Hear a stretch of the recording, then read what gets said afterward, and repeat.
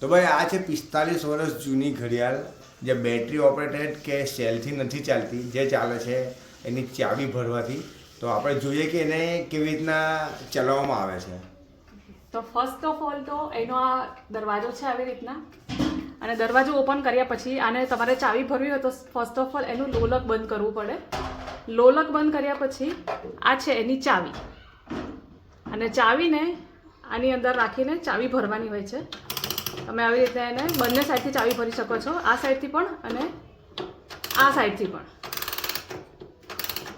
ચાવી ભર્યા પછી ફરીથી લોલક આવી રીતે સ્ટાર્ટ કરી દેવાનું. એટલે હવે 1 મિનિટની અંદર 4 વાગશે અને પછી 4 ટકોરા પડશે, અને દર અડધો કલાકે 1 ટકોરો પડશે.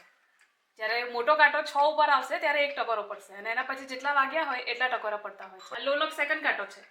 લોલક સેકન્ડ કાંટો છે ભાઈ.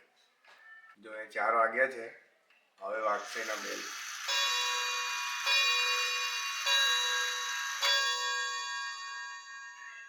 તો ભાઈ 4 વાગી ગયા છે અને તમે જુઓ અહીંયા 4 બેલ વાગ્યા છે. તો તમે કોઈ દિવસ આવી ઓલ્ડ ઇઝ ગોલ્ડ ઘડિયાળ જોઈ છે કે નહીં કમેન્ટમાં કહેજો. અને તમારા ઘરે હોય કાં તો તમારા કોઈ રિલેટિવ્સના ઘરે હોય તો ભાઈ કમેન્ટમાં જરૂર કહેજો, કેમ કે આવા એન્ટિક પીસ હવે જોવા નથી મળતા.